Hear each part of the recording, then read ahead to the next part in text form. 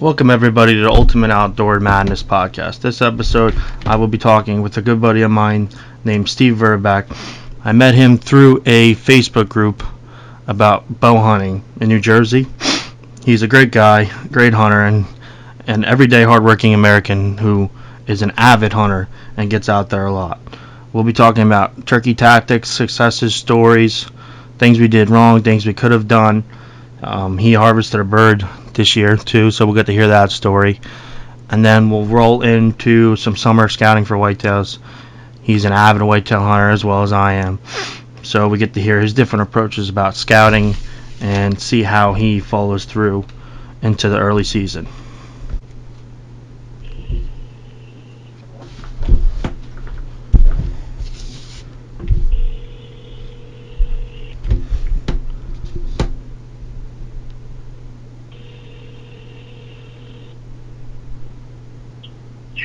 Hey Steve, what's up, man? What's going on, dude? How you doing? How's everything? I'm pretty good, man. How about you? Yeah, hanging in there. It's kind of depressing, no turkey hunting, but it is what it is. Exactly. Yeah. So how's what's going on with work with you? You still working, or? Yeah, dude, I just got back. Yeah, just got back. Yeah. Yeah, just got back. How long were you off for with all this going on? I was doing a couple days a week for a while. I was off for probably like 2-3 weeks. I worked one day during a week. It was a Tuesday of a week. I know I worked that, but then I didn't work all B week, C week, and I got back first week of D week. Oh, so you got a lot of turkey hunting in them probably. Yeah. A good amount. Yeah. I mean, weather early on was pretty crap. Oh, horrible. Yeah, it was. But I mean, made the best of it. I mean, I remember. I don't know. Are we live now? Are you recording this? Or? Yeah, we're live now. Yep. Alright. Yep.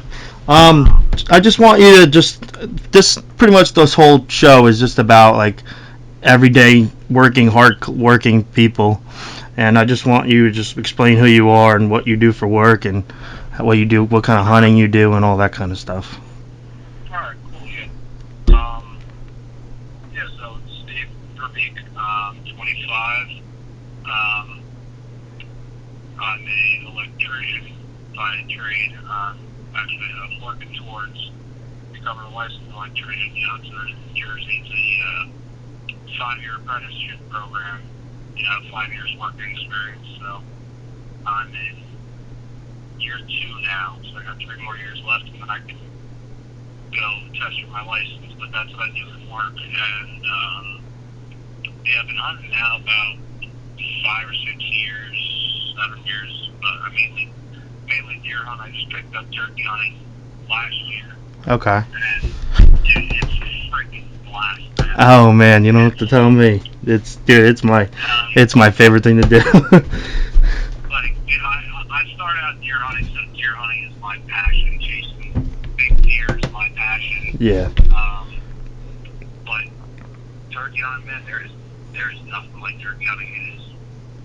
To me, coming as a big deer hunter guy, turkey hunting, there is like no stress involved. And there's stress, but not like deer hunting. And it's more laid back. You can have a lot of fun with it. And then I've had a blast turkey hunting. Yeah, I would say my biggest thing with turkey hunting is just that you can communicate with the birds like no other. I mean, don't get me wrong with the mature buck and the rut, grunting back at him and stuff like that. That's cool, but just something with them gobbling and coming closer and closer and closer. Oh, yeah.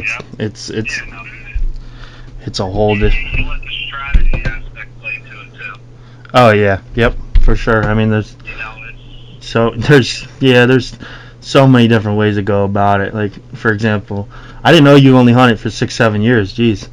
Yeah, I've been hunting with my dad since I was 5, 6, and then Jersey you can start hunting at 10. So I started hunting at 10, and I started turkey hunting right away as well. it's something my dad grew up doing too. So pretty much he got me into it. But when I was younger, things we would do is completely different tactics than what I do now. When I was younger, my dad was very just bird come to you, So we would just sit in a blind where we think they're going to be or think they're going to come, and we'd sit and we'd wait. I mean, in Jersey, when I first started, you could only hunt till noon, the whole season. So we would sit. There was times where I would get in that blind at 5 and be in there until noon and not hear a thing. And it's just like, oof. Now, oh man, I don't sit. If I don't hear him, I'm moving. There's no sitting and waiting for him anymore. Which, I mean, I killed plenty of birds doing that, but it's just something to, I don't know, get around and get moving, stuff like that. I just enjoy that. Don't get me wrong. That to me, that's a great way to get a kid into the hunting. As a kid, we got shorter attention spans. You got to try and keep entertained. So you sit in the blind, let's move, let that make it see. It's a good way to get kids in. Oh yeah, but yep. Coming as someone who's older and going straight into turkey hunting, running gun is like the greatest thing ever. Yes. Just being able to get to move and cover ground and Without a doubt. go to the birds, but wait on the birds. It's up. That's the whole thing. You're making that play. It's a chess match. It really is. Dude, I got into a couple of real good birds this year where it was a chess match. It was so much fun. Oh man, I can't agree anymore. I got whooped by birds, man. I didn't even harvest one, but I worked so many birds and had so many toms within 60 yards this year. I probably had 6 to 10 encounters of birds within 60 yards of me, and I couldn't even see them or I couldn't get a shot. It was. But I mean, and obviously, I harvest like usually 2 or 3 a year, and this year I didn't harvest any. But I never ever had action like this year. It was insane. It started off really slow, like you said, with the weather. The weather killed me. The first day I went in, it was probably, I think it was in the high 50s that day, and I went off one of my leases. I heard a bunch of birds pretty much the whole month of April. I was scouting it and I would have a bunch of birds. So I said, you know what, with all this no state park stuff open and trying to search with WMAs with guys off of work, I'll just stay on private. So I went on this high point and I heard a couple birds across. There was a river down below me, across the river, but like a big river, so I didn't expect them to cross, and they kind of shut up, and I worked down off this high point, and I get down in this valley, and it was loaded with scratching. So I'm like, you know what, let's set up. And sure enough, I set up, and maybe a half hour later, a bird strikes up on the high point where I was, and he was coming behind me, and I was in this big oak flat bottom, and it kind of crested a ridge above me, which was, I figured they would go up in that ridge. That's what they did. I deer hunt there a lot in the fall, and I watched them come down, up and down this ridge all the time. So pretty much nothing really changed from the spring to the fall, oddly enough. But he ended up coming by me. He was probably about 100 yards from me, and I heard him gobble. He didn't gobble much. He gobbled on the ridge on his own. But then once he started coming, he gobbled about maybe like 110 yards from me. And he was behind me, but I was thinking he was going to come in this bottom and come up the ridge. So I didn't adjust myself. And next thing you know, he gobbles about 50 yards behind me on this trail. And at this point, I can't move, I can't turn around. It's too open in the oak flat. And sure enough, I heard him running in. So in the corner of my eye, I catch him, and he was about 15 yards behind me on this, right over the crest of this hill, and he putted, but he didn't know entirely what I was. So he actually ran around this ridge, and I kind of yelped at him and calmed him down and clucked a little bit, and he calmed down. But I took a shot at like 60 yards, and I sighted my gun in for 60 yards, believe it or not. So, and I think I wasn't steady on him. I definitely missed him. I looked, there was nothing. But that was the only shot I fired all spring. That was it, the first day. So yeah. It was. I mean, this year was compared to last year. I mean, last year was my first year turkey hunting. But compared to last year, it was pretty dead this year. I mean, when I got on a bird, they were fired up, they were hammered, Mm-hmm. and we killed them. Mm-hmm. But other than that, finding birds was tough this year for me. I'm not. Yeah, you know what? I'm not really gonna lie either. I mainly hunt public land in the spring. I mean, I do it for deer too, but I hunt more public land. Yeah, I hunt more public land in the spring, I think, for turkeys than I do in deer in the fall. It's changing now. I'm hunting a lot more public land for deer, but a lot of the places I harvested a 20-pound inch and an eighth bird, Tom, last year, 50 yards off a parking lot, and a WMA that I didn't hear a single bird all year there. Yeah. So I mean, does it have? Go ahead. For me, week 8, I was up in zone 1, and I went and I have a spot. There's a little island on this river, and I got out there, and there were other guys out there, so we adjusted and we moved, and we got on birds, and they were hammering, and I ended up calling in this bird to our setup. I had my buddy John with me, Mm-hmm. and I was dead set. I've never had a gut kill ever. I've only ever bow hunted in my life. This is my first year. My grandfather's shotgun. I'm getting it with my grandfather's shotgun, and it's going to be a top.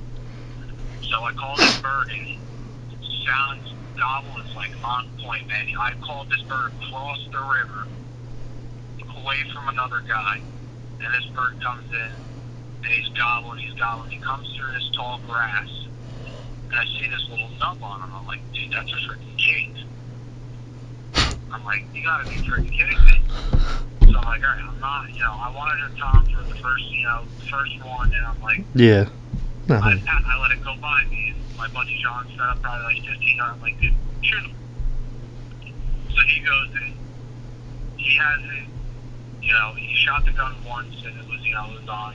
He shoots, and dude, he had a freaking like 2-inch wide tree that ate up like 3/4 of a shot on the bird. Oh. And this thing flies away, and I'm like, and then I'm sitting there and I'm freezing, Now, I don't hunt much more that week. I hunted one other weekday that week, and it was cold. It was like zone 1. It was freezing. It was snowy. Yeah, I think it was the Wednesday that week. I remember. Yeah. Yep. It got real windy. Yep. It was horrible. Yep. It was horrible. It was windy. It was snowing. We went at like 4 a.m. It was like 28 degrees. It sucked me in here a bird all day. Mm-hmm. And so don't really hunt much more that A week. B week, I go to a different spot. I go down to zone 7, the spot where I deer hunt. Okay. And walk in the night before to try and verse the bird. Bird hammers. I'm like, great. So I go back the next morning. I set up on him. He's hammered back to me. He ends up dropping down. I see him at like 80 yards away, and I'm good. I like being a bow hunter, man. I like my stuff close. My gun's set up to like 40 tops. Yeah, it's understandable. And, Yeah. So he doesn't come, and I see him. He works away, and I hear he's just hammering the whole time. So the next morning, I come around and I set up on him where he was gobbling the whole time before, and it classic off the roost hunt. He's hammering all morning off the roost. He gobbles once when he hits the ground. He must have pitched off another direction, so it sounded like he went further away. So he sounds like he's like at 100 yards. He gobbles at like 80. He gobbles at like 60. And he shuts up. And then he literally gobbles at like 10 yards. But I've got the whole time in my setup, I'm in a blowdown. I've got this big boulder that blocked him literally the entire time coming to me. I never saw him. Oh. And all of a sudden, up over the rock, I'm sitting there with my slate. I've got a copper surface, slate call and a pot call, and I'm just real gentle on it. And he gobbles like right on the other side of the rock. Also, I look and I see he's like full strut. I can just see the top of his tail fan over this boulder, and then he turns and I see his head, and he kind of like drops out of strut. But there's literally like a yard away from him, this big oak tree, and he just works up the hill, gets behind that oak tree, and I quit pop and I pivot right to the other side of that oak tree, and he pops out and he's looking right down at me, and I just, oof, all I had was head and just cleaned him out at like, he had to be at probably 8-10 yards. Oof. And it was just, it all happened in like a blink of an eye. Yeah. It was, because I'm looking down, I have a head set up like 15 yards, you know, like kind of quartering to my left, Yep. way, you know, like 10 o'clock. And he pops up to like my 2 o'clock on this rock, man. It was like, whoa. But, so. Do you think he saw that hand decoy? Oh, yeah. Yeah, he did. Oh, yeah. I think Yeah. And then, but the thing is that I didn't know. I didn't see him. He shut up from like 60 to like 10 yards, 5 yards, whatever, like right on top of me. Mm-hmm. So I had no idea where he was. I went and did a little bit more calling. He saw that decoy probably 60 yards, 40 yards. But then he got up that close, and he heard something behind the rock.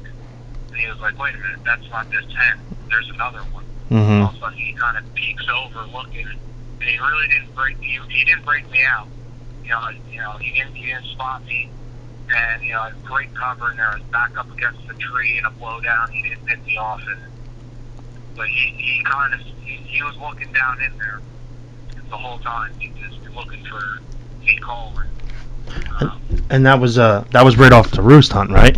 He said. Yeah, he was dead 6 a.m. Yep. I did not have one of those this year. I usually have one, but I didn't. Nothing. Probably the earliest I worked the bird, and other than the one I missed, but that was around when I shot. I was almost 7 or so. But other than that, it was, only birds I got on all year was ones I roosted. Other than that, I didn't strike up a single bird. That was on the ground. Oh yeah. They were so tight-lipped this year. Last year, man, I struck up birds, mainly, run and gun, moving around, banging around to different spots. But this year, if it wasn't off the roost, man, it wasn't happening. Yeah. Yep.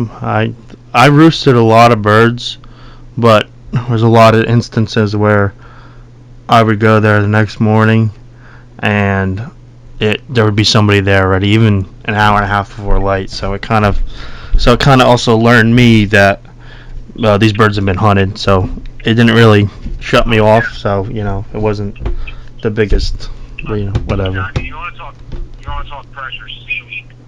I hunted zone 6 with my buddy Jake, and we went out Sunday night and we were trying to roost the bird, and we do.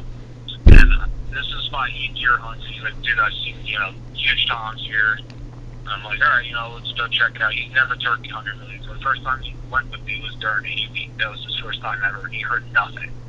No, jeez. So we go to the spot, we roost the bird. We saw another truck in the parking lot. I'm like, dude, we gotta be here early. I'm a big, watcher of YouTube guys. So I watch a lot of like the Hody Project, the hunting public for as far as turkey. Yep. And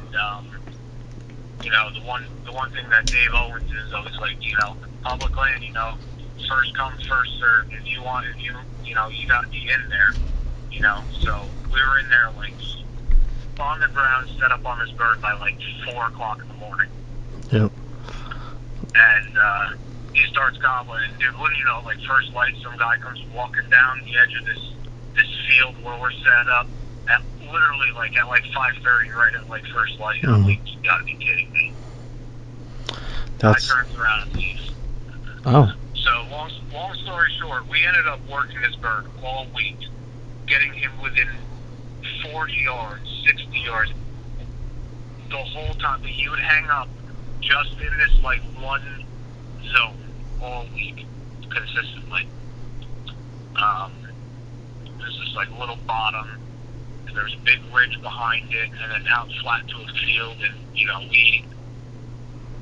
back and forth chess match all week with this bird. And it finally took just deer hunting this bird to get him. And, you know, we set up in that one spot, and I hung back in the bottom, and I put my buddy Jake up in this middle portion where he'd like to hang up all day and just gobble nonstop at you. And I worked him a bit, calling, and he finally worked himself right in front of my buddy Jake. He shot him at like 30 yards and just dropped him. And that was public land too? Public. Yep, yeah. yep. Everything's public. But this spot it's a popular spot, pretty close off the road. It gets hammered. It gets a lot of pressure. Yeah. And it gets hammered. So it's. See, that's the one thing I'm like fortunate about, that with like the main public land spot I hunted this year was, believe it or not, wasn't even really hammered. Honestly, I worked the same bird because State Park's open. He opens Saturday of B week or C week that he opened up State Parks, and so that was the main spot I hunted for the last 2 weeks. And the same parking lot that I was in that I was working, and not the same bird, if not multiple birds, the last 2 weeks. I did not encounter one person at all. So that was the one thing I was lucky enough for. Yep. I mean, overall across the state this year, I think there was a big increase in pressure because of the virus and because of the shutdown of the state. You had a lot more people sitting at home with nothing else to do who decided, hey, I'm going to take up turkey hunting. Or guys who turkey hunted in the past who only had weekends and worked a Monday through Friday job. Yep. Who only had weekends were out in the woods this year. Yep. I'm included in that. Last year I only hunted the E period ever because I worked Monday through Friday. Yeah. This year I was able to hunt most of A week, most of B week, most of C week. So you had a lot of other guys like that out in the woods, and you want to coincide that with the close downs. You know, you only had WMAs as public land for the first 2 weeks, or township land. State land was all closed. Yep. Then you want to go, so you had everyone down into like the 40 percentile of what's available, and like double, triple of those guys in that 40 percentile. Yeah. Then you go and you open up. So that stuff got obliterated the first 2 weeks. Oh, for sure, without a doubt. State land, then all the state parks and all that stuff opens back up. For C week, everyone jumped from the 40% to the 60%. And by D week, man, I had hunted a few times. It was shot. Yeah. Shot. Yeah. Yeah. Yeah, I know. I agree with you. I mean, it's also common sense in a way, but it's not only just us. Like everywhere in this country had to deal with that. As far as I was reading stuff, as far I think it was somewhere in the Midwest. I think it was Iowa or something. They tagged 40% more birds than they usually do on average this year alone, which kind of scares me because of the harvest numbers. You know, I mean, in New Jersey alone, we're a little different. I think our average estimate is like 25,000, and to me, especially the number of birds that I saw this year, I mean, I don't think there's nearly as many birds as there was hunters and successful hunters this year. You know, it's like I feel like it's gonna. Here's the thing with Jersey and Jersey's numbers. Jersey's numbers are always going to be skewed on population because of our suburban and urban areas. Whether it's deer, turkey, bear, whatever. Yeah.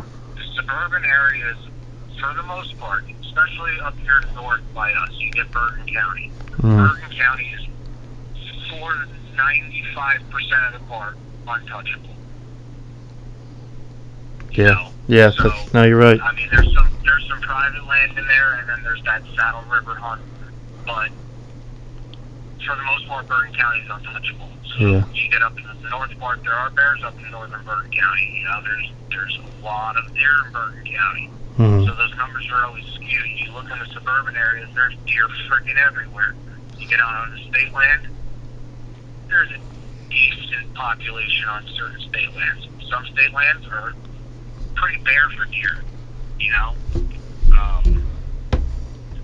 And then, you know, you get into the bear population as far as the state goes, it's all in that northern third of the state. So then you have the square mileage to the southern part, you know. Yeah, skewed, you don't have to tell me. All those bears are up by me. Mm-hmm. Yep, I know. Yep. Yeah, it's. Yep. The bears make it tough, man, but the bears are fun. Oh yeah, for sure. But do you got any more successful turkey hunts this year? Because I got none. no, man, I have the. Oh, well, here, we'll round about that first bird that was shot at and missed this year. Mhm. After I got my hands on my bird, and then, you know, was there for my buddy Jake shooting that other bird we worked all week. Looking back, that bird I called in that I thought was a Jake was a Tom. Because I got to my bird, and my bird was a 9 and a quarter inch beard. Mhm. He had 1 inch spurs. He was like 20 pounds. Mhm. 18, 20 pounds, something like that. But never having my hands on a bird before, I never realized how much their feathers protrude from the body and how far that beard goes into those feathers. Yes. On the chest. Yes. Oh, for He's sure. up like 3-4 inches with a beard, and I'm like, so me looking at that bird, I thought, I was like, oh, dude, that's like just a long Jake. It's got like a 4 or 5 inch little cuff on his chest.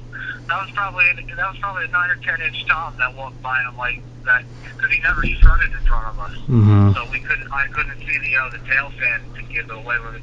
So Yeah, looking back on it, you know, I look back, I'm like, that was a Tom. Yeah. And I could smoke that bird at like 12 yards. Those they're deceiving, man, because like it's not only if they don't strut, but even if they gobble, you hear birds that sound like toms that are jakes. I mean, I've had it happen too. Yeah. And it's like the only thing you can like really be confident about is the beard, because a jake don't have a 8-9 inch beard, you know. That doesn't happen. And I know I shot one, I think it was in 2018 or 2017, and it was, I think, the Tuesday of a week, and I struck him up at like 10:45, and I didn't have much time to hunt with work, so I was like, you know what, it's a Jake Tom, I'll shoot it, whatever. And struck him up. He comes out in this field, and he's strutting in the field, and I've shot a couple Super Jakes in my life, so I know what they look like, and they actually, believe it or not, have full fans, just a little shorter, obviously. So this bird's coming in, and he's strutting, and he looks like a Tom, and I'm like, this got to be a Tom. But he comes up to me, and he's like 40 yards at this point, and I don't even see a beard. And I'm like, what the hell? Like, what's going on here? I know it's a Tom or a Jake. But anyway, he comes in, and he comes about 25 yards before I finally saw his beard, and he had like a 4-inch beard, and I shot him, and it turns out it was a Tom. He had inch spurs and a full fan and everything. He broke off from. He was actually a double beard too, but he broke off at like halfway, I guess, from the winter, from the snow, or frozen, or just snapped off completely. And I mean, I would have, if I didn't know the spurs, I would have never known this thing was a Tom. You know, it's they're deceiving for sure. I mean, I'll tell you that it's. Yeah, no, I mean, you compare it to a deer, and you know, to me, moving forward, I got my Tom, Jake. Moving forward, I don't give 2 craps, man. If it gobbles, I'm shooting. Yeah. Because, dude, I've heard people say like wild turkey meat's gross, and I'm like, there's not a chance. I never ate it before. Like, there's not a chance. You know, but I'm gonna try it no matter what. And you know, I always, you know, bear, deer, I shoot it, I'm eating it. You know. Yeah. So, dude, it's freaking delicious. Oh my God! I was gonna say, turkey. I'm sitting here like, who the hell's calling this gross? Who's calling this disgusting? Yeah. Like, this stuff's delicious. No, that's. I made fried turkey nuggets the first night. Yep. Dude, it's one of my favorite things to eat, other than a backstrap. Oh, dude, I love them. Oh my God, I was telling my brother's got a PA license for the last. They still got until this weekend. And I keep telling him, just shoot a Jake. I don't give a crap. I need some turkey meat. I don't care. It's definitely. I love it personally. I've always loved it. One time I do the same thing. I bake turkey nuggets, and the one time I made it for one of my friends, and he never hunted, has no interest in hunting at all, like nothing at all. And I made it for him, and oh my god, to this day, this is probably 4 or 5 years ago, he still asks me all the time, "Did you get a turkey? Can you give me some turkey nuggets?" Yeah. Oh yeah, man. He loves it. Yeah. Oh, for sure. Yeah. No, I personally, that's another reason why they're one of my favorite things to hunt. So it's just. I did that with one breast, and I took the other breast, and I just got a smoker last year. Mm-hmm. I smoked one of them. Holy crap, man! I never actually done that. I've heard about it, but I've never done it. Yeah. Yeah, dude, I did like this little herbal seasoning on it, and I smoked it over hickory for a couple hours. Dude, it was freaking delicious, man. Oh. So good. Yeah, I gotta do that. Jeez. So good. Yeah, dude. So, any lessons you take away from this year? Anything that you would have done differently, maybe, or something? It's a lesson. I'm a person who has to learn some lessons a couple times. So, there's a lesson I learned last year was patience. And again, this year, it was a lesson I learned was patience. I also learned there's a fine line between your aggressiveness and your patience. Mm-hmm. Because last year I was, watching guys like, experienced, these are like super experienced guys. Like the hunting public, Mm-hmm. Aaron Warburton, those Yep. guys. Dave Owens and the Big Hody Project, guys like that. Mm-hmm. Experienced turkey hunters going out and just like going after birds and getting on and finding. All I did last year was run a gun and go after birds. If they weren't gobbling, I wasn't going after. If they gobbled, man, I was going to them and trying to get right on top of them. I wasn't giving them the chance to, come to me at all. Mm-hmm. Yep. This year I went and I kind of almost reversed that, and I got a little too patient a lot of the times where I should have closed that distance, or I should have gone for it. Where last year it backfired on me and I bust a bird. So this year, that line, I started, unblurring that line a little bit. That's funny. That's all it's going to take is, just over the years now, unblurring that line a little bit more. Yeah. Oh, you learn more, dude. I've been doing it for 13 years and I still learn. I mean, I learned more recently now because I'm a different style of hunting I do for them, but than I did when I sat back. But that's funny you said too patient. I got an example for you. Sea Week, I think it was the Monday or two. I think it was. I think I worked Monday, so the Tuesday Sea Week. It's the first time. Or let me backtrack. So on Sunday night before Sea Week, right after Murphy opened up state parks, the Saturday I went to a piece of public that I was very successful in the past 3 years between me, my dad, and Ryan. You know Ryan. Between him, we harvested a lot of birds at this one piece of public in this one field within 250 yards of each other. So I went there, and I went there, got in at like 4:30, and bombarded with guys. So we ended up not even hearing a bird. Saw a couple hens, whatever. So the Sunday night before Sea Week, I went to this piece of public where pretty much I ended up staying all C&D week. But I went there Sunday night. Last year, it was 2 years ago.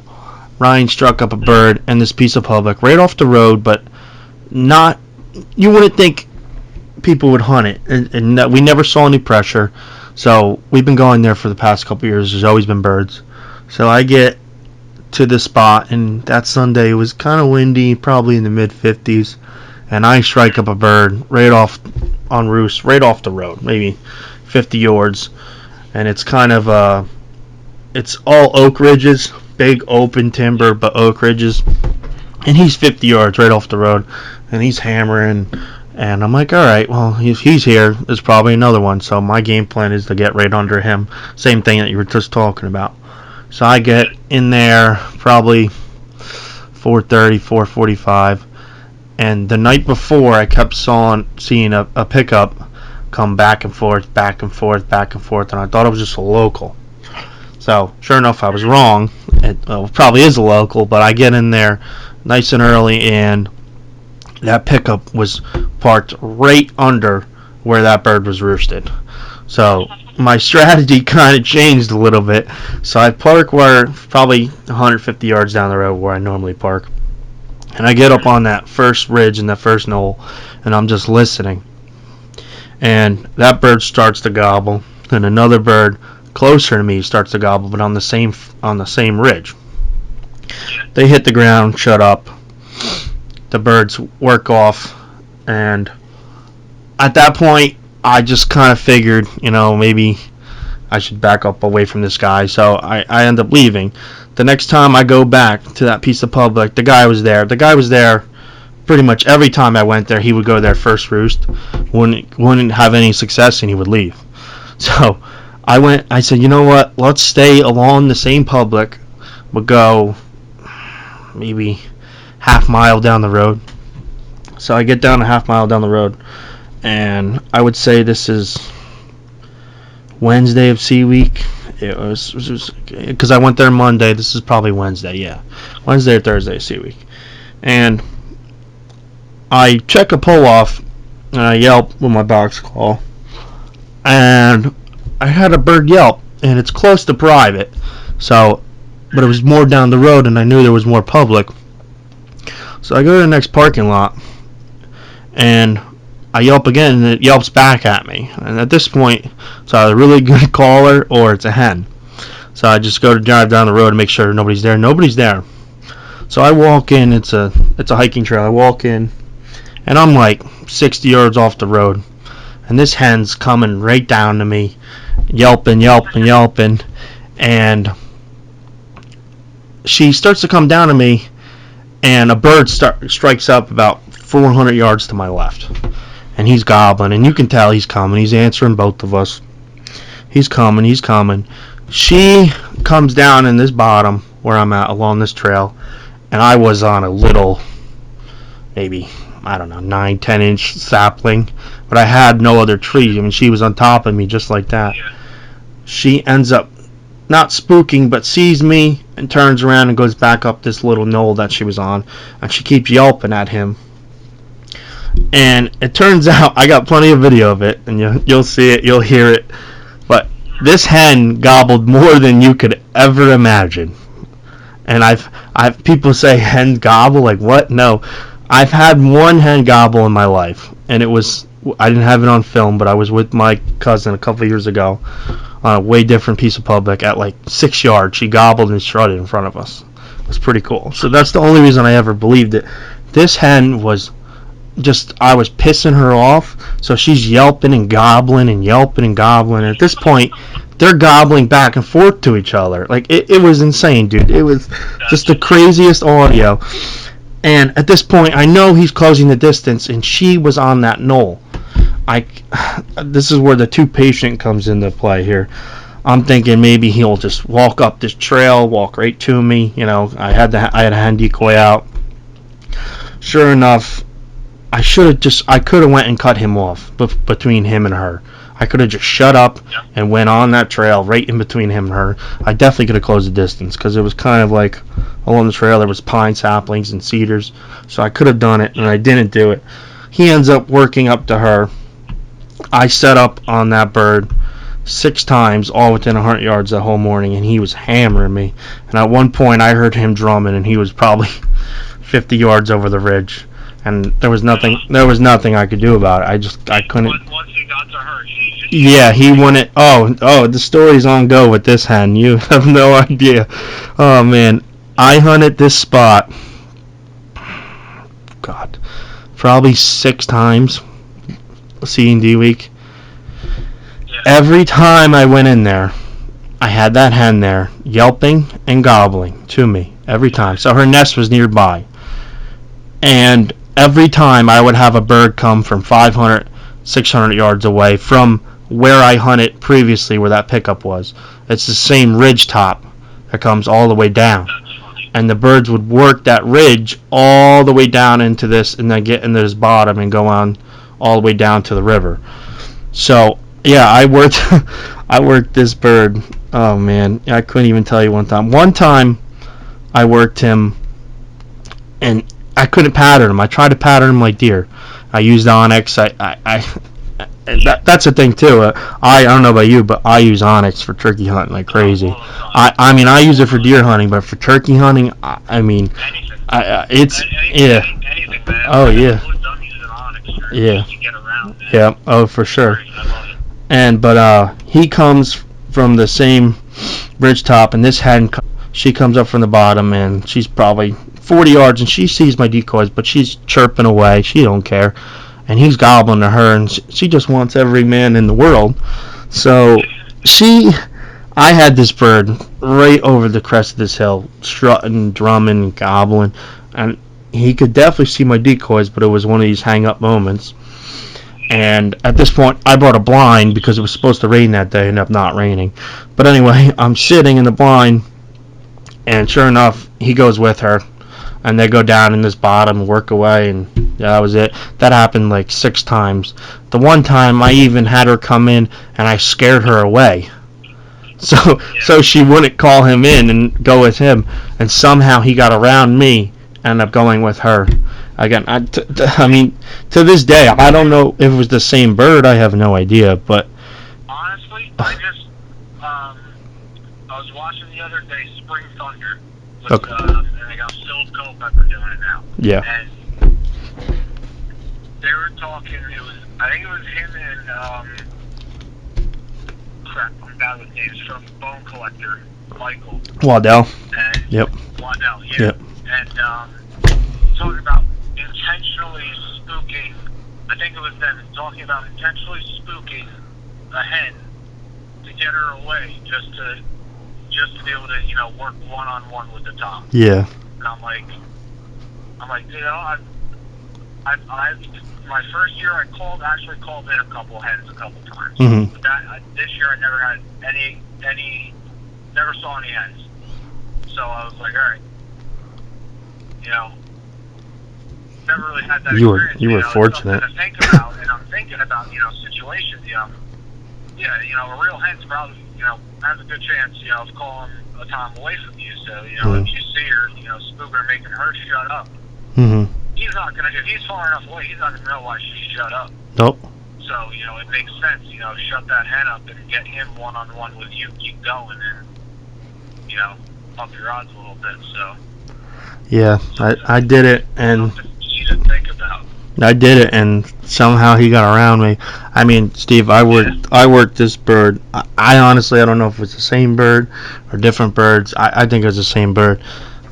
Like, probably, every time I went there, I would work this bird around 8 o'clock, have him come in from 500 yards away to 60 yards, and I couldn't do anything about it. He would find this hen, and somehow, some way, even there was times I'd even hear her, and he would be with her, and they would go down, and you'd think, I went there Thursday of D week, the last Thursday of D week, and I got in late. I woke up late. I woke up and got in there like 7, but I knew he was going to come in around 8. Sure enough, I strike him up, and he's coming, and he's coming, and he's coming.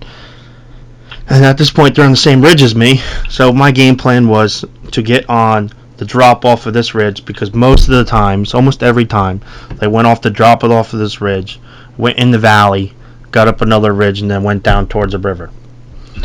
And they almost did it almost every time. So I get off to this drop off of this ridge, and I could definitely hear him coming, and he's coming. He's about 200 yards away. The hen pops up to my right, and is coming to this drop off in this valley. So at this point, I just shut up. I'm like, all right, he's gonna follow her. That's fine. It's gonna be within 30, 40 yards. I shut up. About 10 minutes go by, 15 minutes go by, and all of a sudden, I lay a few clucks out, and he gobbles, and he cut off where I was and went down in the bottom. And he ended up taking that hen, Steve.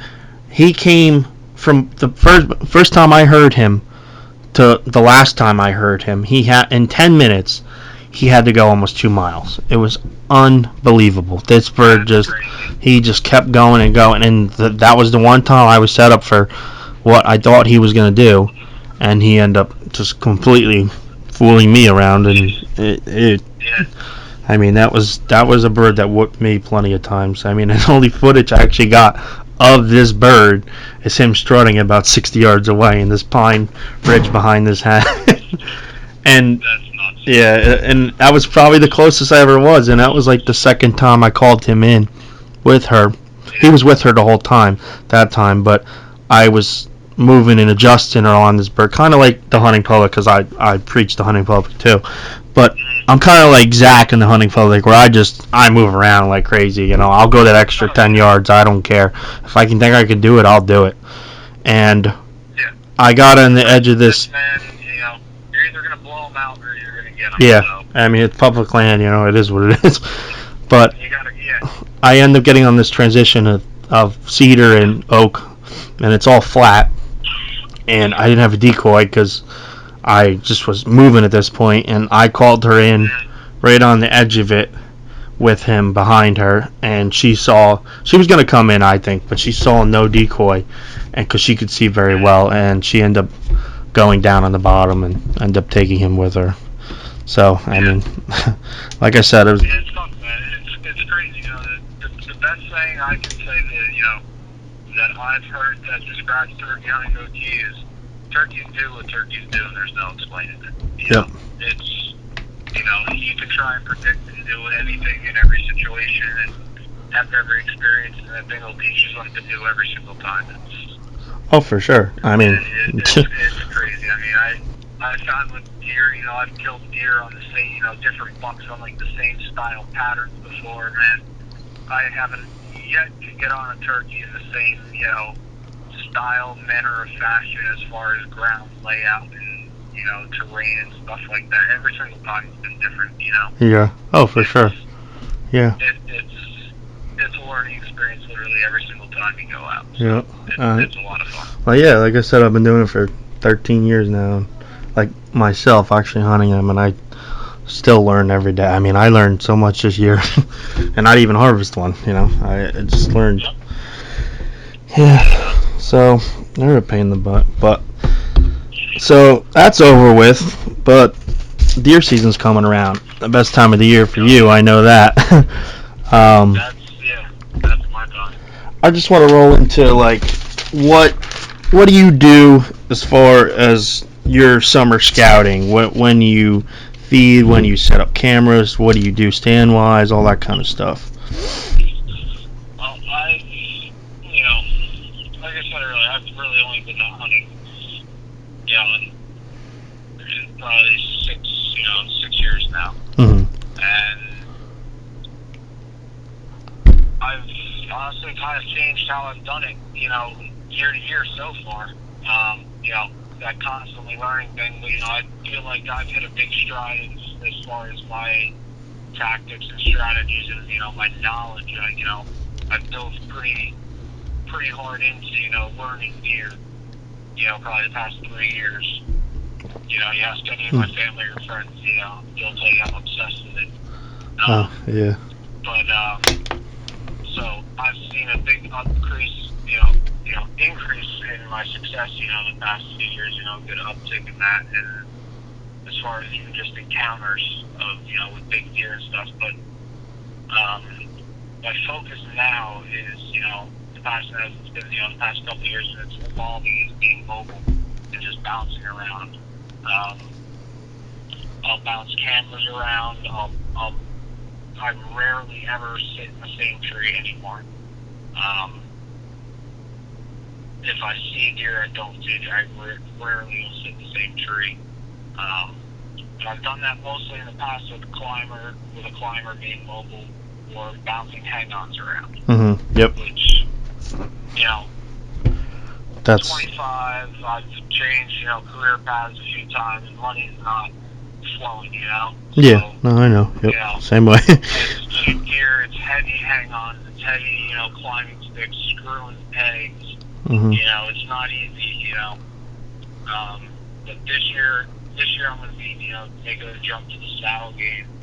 Yep. And putting a saddle out to, cut down the weight. Because I'm hunting mostly, hill country Yep. type stuff. So weight to me is a big thing. Yeah. Humping a 20-pound, Summit Viper up the Out side the of the mountain, yeah. climbing 400 or 500 feet elevation. Yep. Sucks. Yep. No, I know. Sucks. Yep. So I'm jumping to the saddle. Whatever. I'm hopping on the bandwagon because you can't beat that as far as weight goes. No, And, I got a buddy getting one too. Man, that's your harness. So you're safe. It's light. It's effective. You can get in virtually any tree you want to. Yeah, that's the biggest thing with me. I'm gonna get. I like sitting down in a stand. So I'm gonna get one of those top rated, probably a Millennial or a Lone Wolf hang on and sticks. But my buddy's gonna get a saddle too. That's the biggest thing with me is getting in any tree I want. I mean, I'm the same way with you. I got ladder stands, but they're mainly ladder stands in my fowler hunts and stuff. I've never hunted a ladder stand in my entire life. Yeah, they're different. I don't. To me, if you're in a heavily populated area where deer are going to, and you stick a ladder stand there, and they get used to it. All right, you're killing some does, maybe a year and a half, 2.5, maybe far stretch 3.5 if it's Yeah. unpressured, But like to me, ladder stands are dead giveaways to deer. Yeah. Oh, for sure. They can see that thing sticking off the base of the tree. They ain't stupid. No, I agree. To me, if you're trying to, you gotta be as invisible as you can if you're trying to kill big deer. Yeah. Plain and period. And it comes down to your entry, your exit, everything. You gotta be a ninja in the woods to be able to get on these deer consistently, and it's tough. But like I've learned so much over the past few years. It's insane. Oh yeah, I imagine. That's what I was saying though, as far as the saddle and hang-ons is compared to a portable. It's you can get in any tree you want. I mean, I gotta find for my climbing stands. I mean, I used it a lot last year, and it's the same thing. I got an older one. It's 25, 30 pounds. It's a pain in the butt. It's just I also have to find the perfect tree, and finding the perfect tree in the dark is not too fun. So yeah, exactly. So and if I do, it turns out it gets light, and it's silhouette in the wide open, and I'm like, this ain't gonna work. Like, ain't. Yeah. So. I burned me twice last year in the same general area. I went with a buddy to piece of public and went way in there, and the spot I pre-scouted. I'm trying to learn stuff. I watch YouTube all the time. I love, for entertainment value and just for learning, because I'm a sponge with this. I soak it all up. And I've gravitated a lot towards the way Dan Infalt is a hunting beast. Yes. Bed hunting, and that's what I've gravitated towards, because unknowingly, let's get back a few years. In 2016, I shot what I want to call my first big buck, first mature buck. This is probably a 6-year-old deer. Is this big 7-pointer, big frame. He only scored like 110, 115, somewhere in that range. Yeah. But he's the brood of an old deer, and that I got him out of a bed. It was the run. He was bedded up with a doe, and I got close enough to him, and I ended up shooting him off the ground. That I got, but I had no idea what I was doing. Yeah. Learning this stuff, and it's kind of how I've hunted all along, but I just never really knew it. So I've really keyed in on it and focused on finding where these deer bed and killing them. Yeah.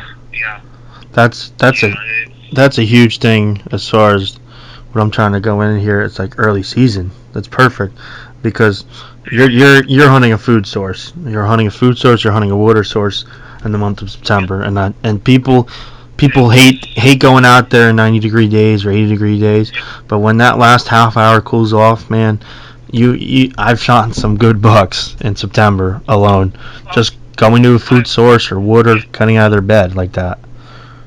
My deer last year, 5-year-old deer, 8 point, short time, so he didn't split too. Yep, I remember him. Yep. Yeah, that deer, I had him all summer from in velvet all summer. I knew about that deer.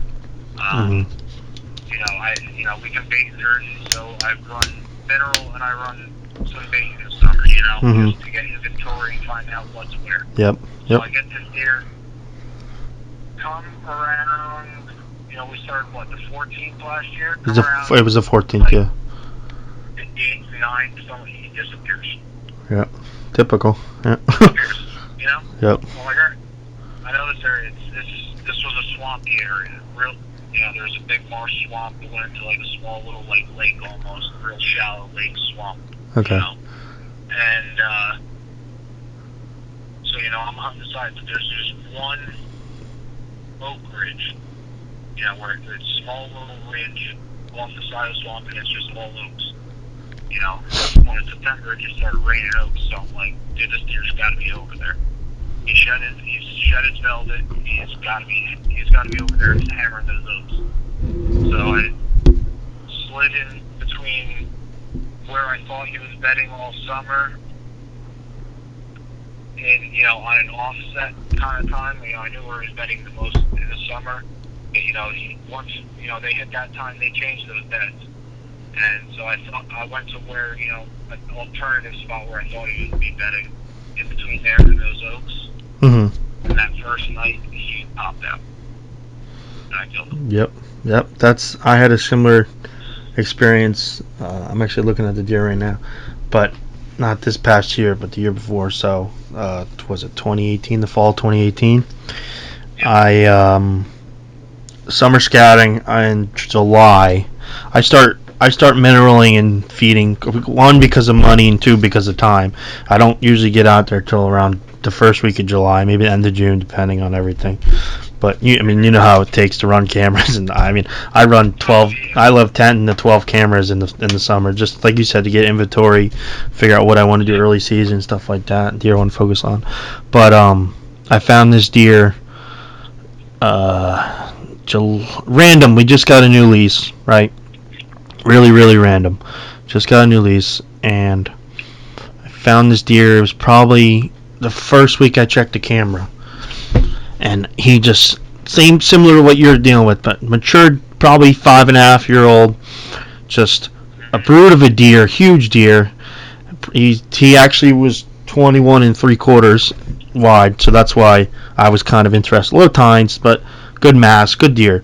And he was hanging out with another probably 5.5-year-old 8. And I just had them together all summer, day in, day out, nighttime, to 5 o'clock in the afternoon. It was just, they were there. Comes up opening day. In the morning, I end up going to one of my spots for a doe spot to get in there in the afternoon, and I hit this doe in the front shoulder. It was first light, and I was like, I messed up, and I forgot to put the light batteries in my sight, so I ended up kind of pinning it and guessing it, hit her in the front shoulder, never found her. It pissed me off. So it turns out... What's your arrow setup like for deer? My arrow? Yeah, what's your setup for deer? I shoot a Matthews DTX, 29-inch draw. I shoot carbon fiber, Easton carbon fiber arrows. And what's your go-to arrow? Carbon Express? Yeah, I would say Carbon Express, yeah. Alright.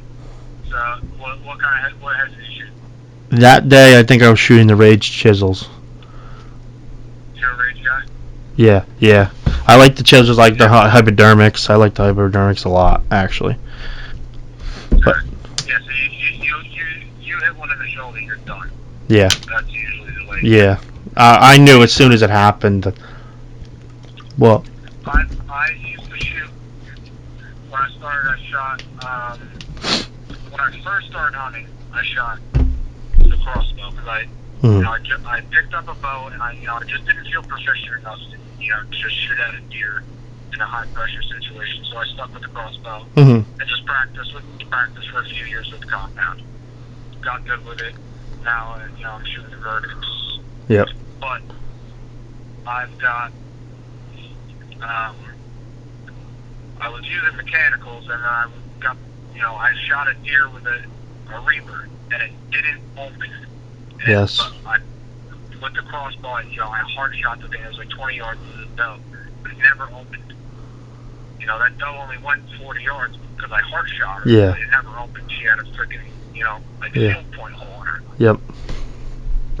So from there, I switched to like hybrids. Yeah. I was shooting the grave diggers, and they got the cut on contact, and they worked.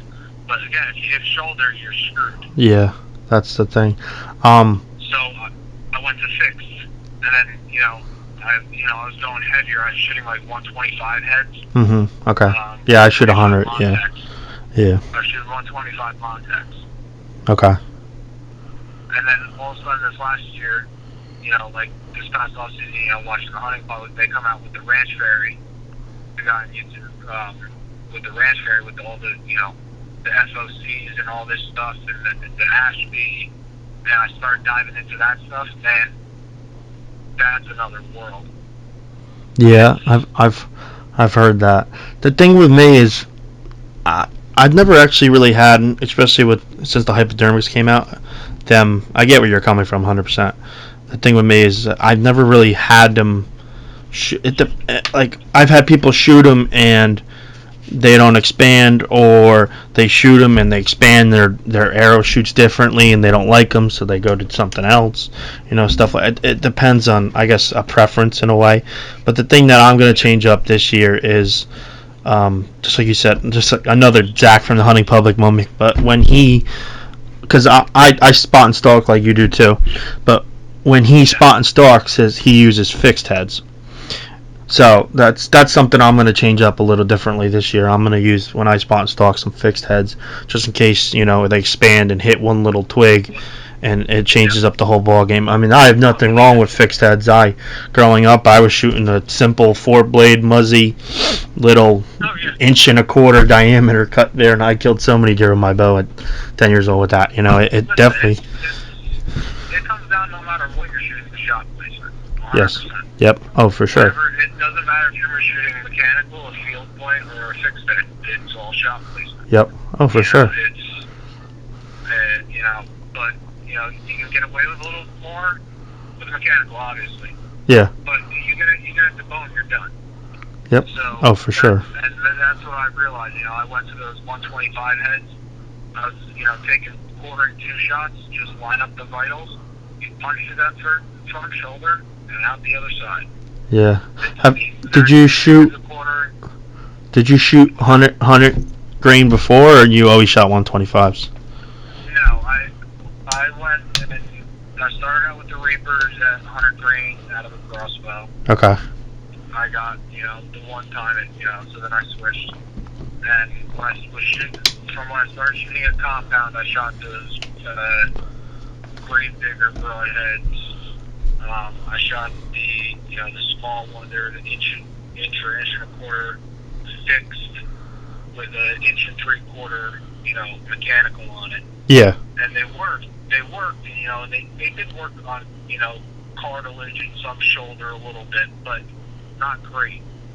And that's where I went to the out of the compound. I went to the heavier 125s. And I was shooting the pile drivers from Carbon Express, so they're stiff arrows, heavy arrows to begin with. And I was able to punch shoulders, and you look at the anatomy of the deer. I'm stealing a little bit from the videos I watch, but you look at the anatomy of a deer and of anything, any being, the vessels are larger around the heart, everything is larger around the heart and around the major organs. Put that to a deer, that's all in that, up and around that shoulder area. That's why their shoulders are designed in the way they are to protect all that stuff. Yep. Oh, yeah. So, the more forward you are on deer, the better. Oh, yeah. We've all been there. I've done it. Guilty.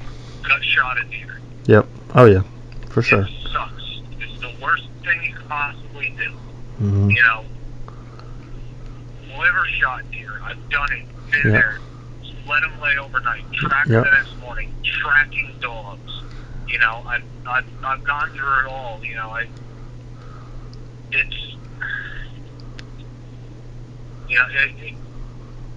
The further back you are, the worse it gets. Oh, yeah. The further forward you are, the more, larger vessels, larger arteries, that stuff you're hitting. Catch one of those. If you can't punch that shoulder, you've got no chance. No. Yep. So, and the situation I had last year, I went to the Peace Public, I went way back with my buddy John in the climber, couldn't get in the tree I wanted to be in because of the climber, right? Yeah. It's November, it's freaking cold as shit. It's like 20 degrees. And I'm up there, I left the jacket in the back at the house, I'm cold. I get these does coming up the ridge. There's no reason, they spot us out of this tree. We had to get in because of the climbers. They spot us, they bust, they run off like 100 yards away. I look down the bottom of the ridge like probably 40 minutes later, and I just keep freaking racked, man. Like, probably, he came, by the time I said he was all of the 140 class B pointer, just huge, tall, massive deer. Mm-hmm. Right? I see it in the bottom. He sees the does up at my level, probably 150 yards to my right. I grunt once. I see his head snap over in my direction. He looks back at those does. He's looking at those does, looking at those does, and I let one rip real deep, and his head snaps back, and he doesn't look back at those does. And I let another one go, and I see him like throw his head, and he starts circling. He bolts left, and he starts circling because he's dead downwind of me where he's standing, probably 200 yards down the ridge. Mm-hmm. So he starts making this big loop. And I turn to my buddy John, I'm like, I've got him, he's done. He comes around, he's coming. I'm like, he's going to circle in right back here. I'm going to punch him right before he gets down into us. He goes, and at some point he's at about like 80 yards, and he just says, screw it, and comes straight into the tree at freaking 10 yards head on at me. I've got the sun to my back, so he really can't make me, and I'm at full draw on him, and he's sitting there head on at me, and he keeps making this little motion like he's going to make a left turn, and I'm waiting for him to make that turn to give me that pocket in there, up in that lung heart spot on the 1/4 2 shot. Mm-hmm. I'm just waiting, and he goes back to head on. Dude, it felt like 5 minutes. It was probably like a minute and a half. Yeah, it always does that draw. That I was at full draw on this deer. Yep. And he just ends up taking a couple steps back, looking at me, looking up in the sun, squinting his eyes, and gets to this bush and makes the left behind the bush and turns around and takes off. Oh. And I'm like, I'm like destroyed. I'm sitting there shaking so bad from, the adrenaline rush of the moment because it's freaking 20 degrees and I got hand warmers that are all over me that are making me sweat and I'm just freezing because it's cold. Yeah. And dude, it was like, and I had other than some shakes and in the moment, I held pretty steady on him for a couple moments. So you, I didn't trust the arrow setup. yeah, So I didn't take that head on. That base of the neck, you could put it there with the right arrow setup, and yeah, oh yeah, you might even go right out of his freaking axe. yeah, yeah, yeah, So that's what I'm going for this year with my setup. Not to be, you may have guys that would scream about this being, oh, that's so unethical. I want to have an arrow setup that's overkill for deer. yeah. That's understandable. I can go that with a heavy single bevel broadhead. I gotta do some, testing with my arrows and, key in that right spot this summer. And that's my plan for the summer, is to dial in my arrow setup. I got a new sight, single pin sight. Yep. I'm starting dialing that in today. I got a new drop away rest that's coming tomorrow. The QAD HDX. Yep. Drop away rest. Mm-hmm. That's coming in tomorrow in the mail. I'm going to set that up, dial all that in.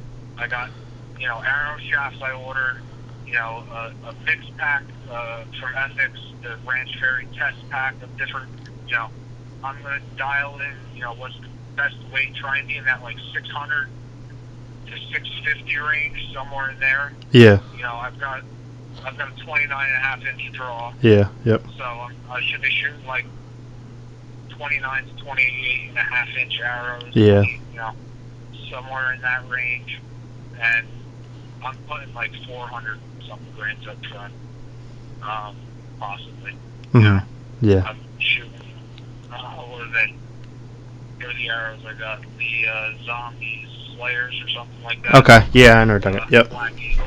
Yep. Zombie, yeah. Something like they're 9.7 grains per inch. So.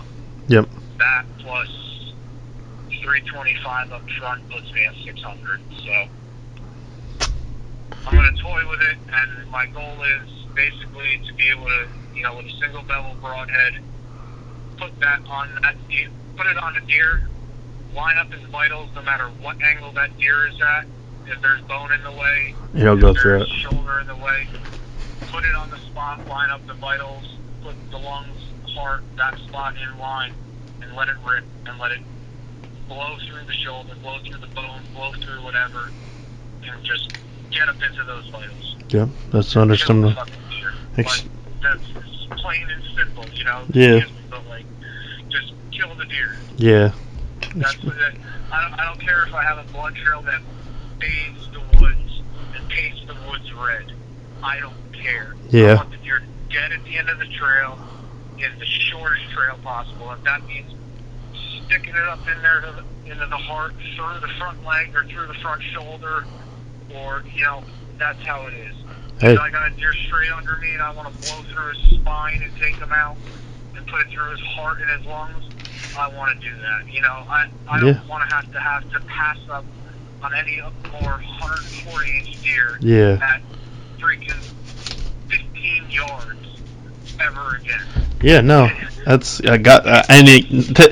it sucks, but good for you. I mean, most hunters would take that shot. That's the thing.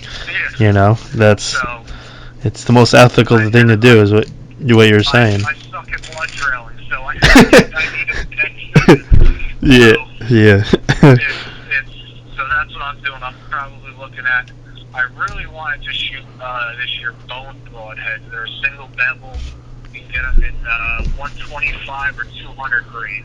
Okay. But I got it. The website keeps saying they're sold out, and I got an email back from their, the company today, because I emailed them like, yeah, what's going on? Can I order broadheads?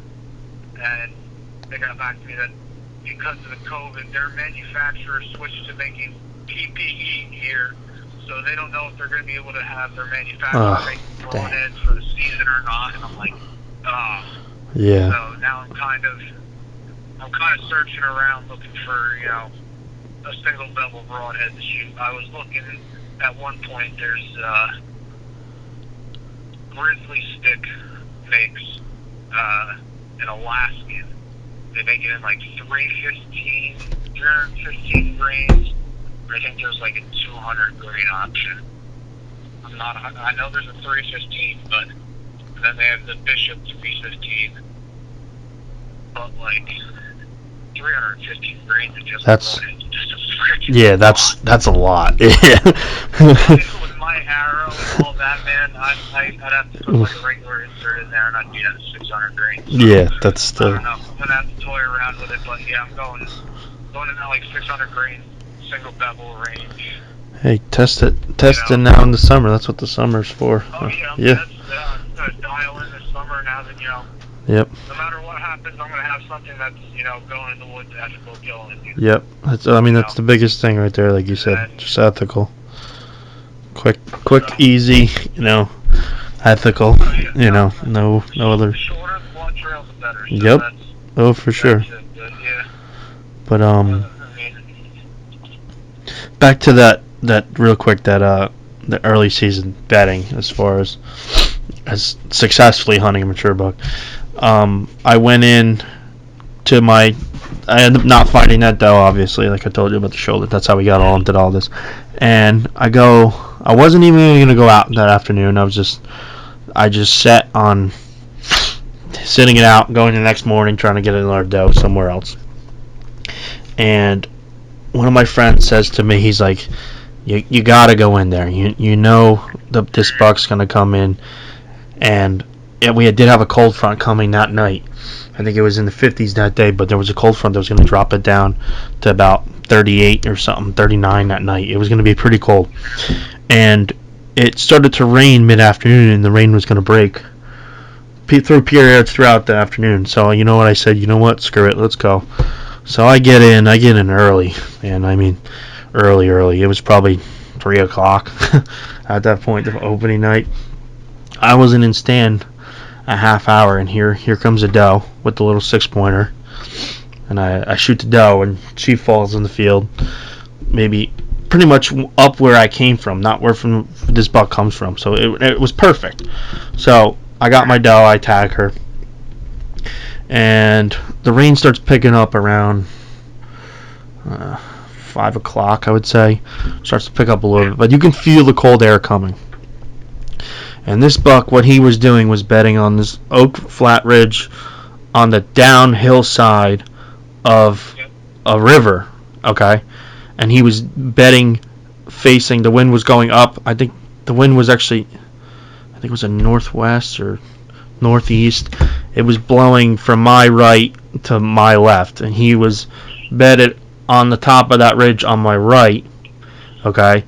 And so the wind was coming up from the bottom down in, and he would face down in below me, down below him, and that ridge to where he actually. He's got the thermals pulling up. Yes, exactly. Yep.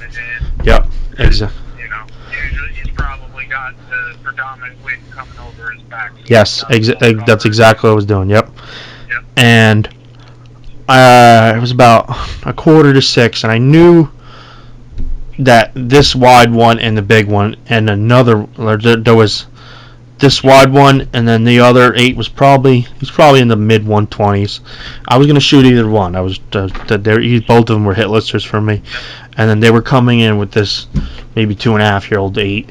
They would all come in together, and I have a trail coming off that ridge, and like I said, I'm probably 150 yards from where he beds, maybe tops 200 yards. And I see the first 2.5-year-old 8 coming down the trail. And at this point, the rain's coming pretty good. He comes down, pops into this, it's a small little hayfield, comes into the minerals. He comes in, and then a doe comes in, and here he comes, the wide one. It turns out the mid 120s wasn't actually even with them, oddly enough. He ends up coming in spooky as can be. I guess it was actually a crosswind for him. He didn't get my scent, but he knew something was there that he didn't like. The doe and the 2.5-year-old were eating away, didn't even care. He ends up, yes, he ends up getting, it was 28 yards that I shot the doe. He ends up getting on that same trail as that doe as I shot, and the arrow was right in front of him. And at this point, I'm not even in draw yet. I'm standing up and ready, but I'm not even in draw because at this point he kept looking up at me.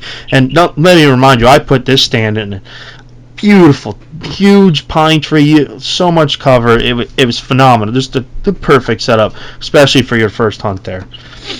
So he ends up smelling that arrow. Obviously smells my scent. Does not like it. Turns around. Starts to go back up the trail. At that point, I draw as he's quartering away. And I grunt and I stop him at 33 yards, I believe it was. And he's hard quartering away. I'm talking like just hard quartering away. Not completely, not his ass is facing me, but he's hard quartering away. Like I have. He's like got almost like that 90-degree turn. Yes, exactly. Yeah, his so ass ain't facing you, but he's got that real hard turn in his body. Yeah. So the only shot I had was to go up his liver and into his lungs.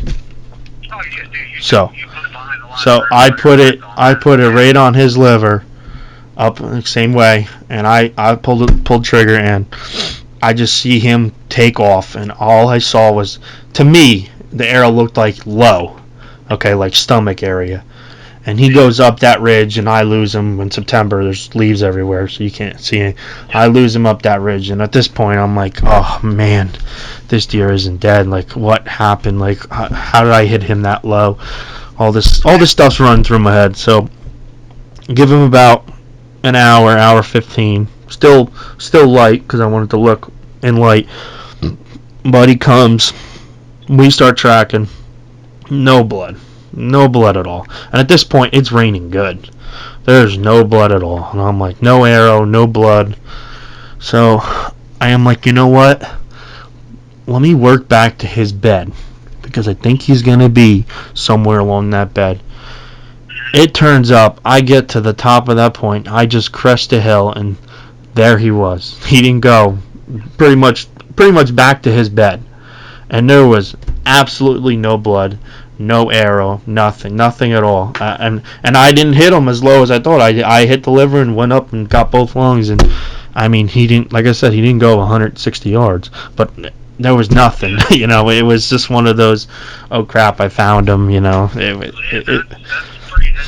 far for a shot. Yeah. You know? Oh, I know. And it was uphill. It was uphill as well. Yeah. I love those shots, like those far corner away. I've killed freaking, you know, on average in my first, you know, I've been doing it, like I said, 6 years. I usually average at least 5 deer a year, you know, between bucks and does. You know, that's my average.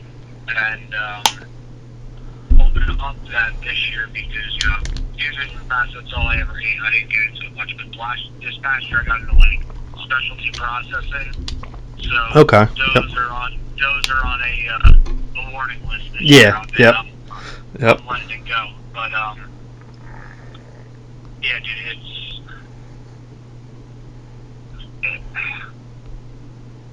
you know, I'm gonna let it loose this year and freaking get on them. So I don't blame you.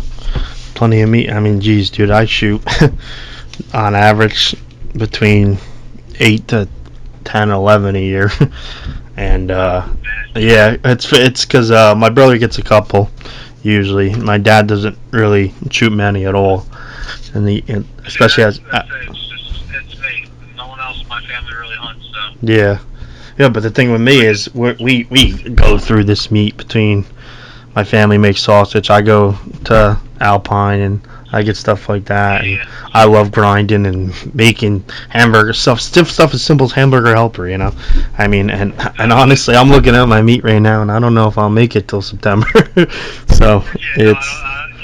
That's usually the tough part. That's why, like this year, I made hot dogs myself. I made sausage, kielbasa. I made Taylor ham.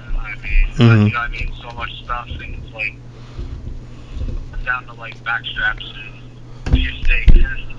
The rest is all processed, you know. But yeah, dude, I'm looking on getting some of those bucks, you know, early this year. Yeah, I'm looking to find mine. This past year wasn't much of finding really mature bucks that I even wanted to hunt. So I ended up shooting a good one in January on a still hunt, but that was nothing bow season. That was actually with the muzzleloader. But yeah, I struggled late in the year, but I key in on October, and I've got October, November is what I key in on. yeah, But September's a good time.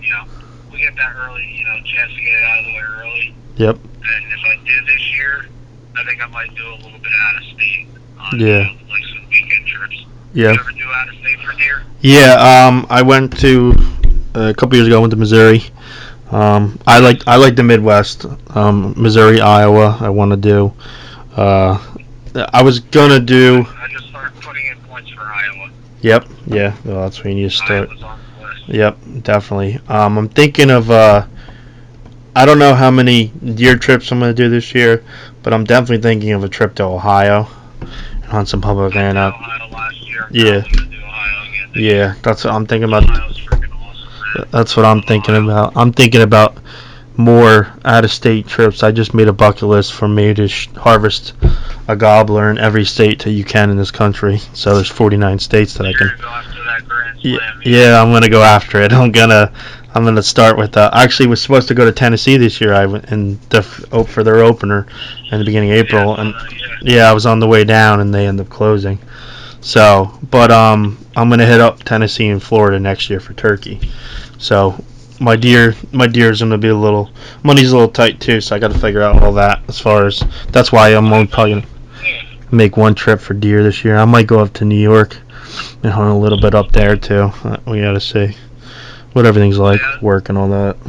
But, you talk about the Grand Slam for turkey. I want to do everything. I'm that type of person. I want to do freaking everything. Yeah. I want to do that, but deer's my passion, and I listen to a lot of other podcasts, and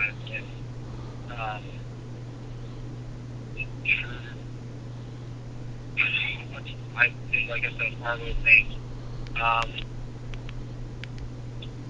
It was on Trail Cam Radio. With Clint, he's from the Philly. Yes, I know what you're talking about. Yep. This is a band, I think it is a Marlo's name, but there's so many of them that I mix them up all the time. But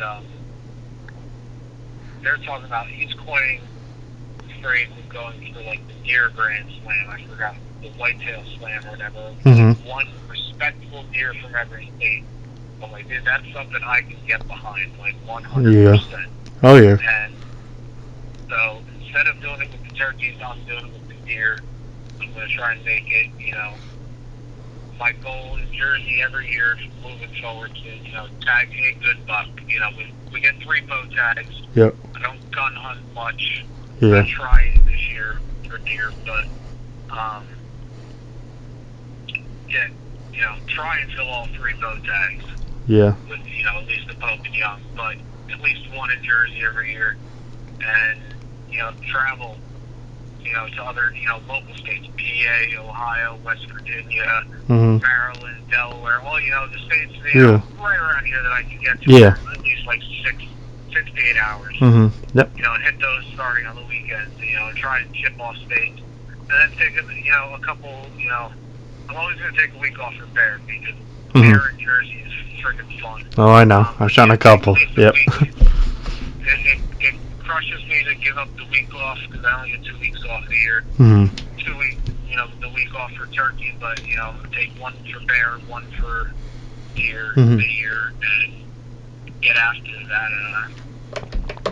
Whitetail swim and get Yep. No, I agree with you. Public land, both and young are better. In every state, that'd be something pretty freaking cool, I think.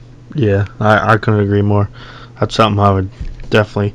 I mean, once my career changes or settles a little more, I could picture more. I know. I couldn't agree more with you, man. I mean, obviously, another thing is to shoot like 170-inch deer out west or in the Midwest or somewhere like that, too. But people think it's crazy, but you can get that. You can find that stuff in Jersey. Oh, 100%. Rare. Yes. You can find it anywhere. So that's the big thing. And you see a lot of these deer that people shoot Private land deer in Jersey, they don't just live on private land; they're living on public at some point. So. Yeah. Yep. Oh, you're right. No doubt. Yeah. Yeah, especially with all the private surrounded by public. Yep. I couldn't agree anymore.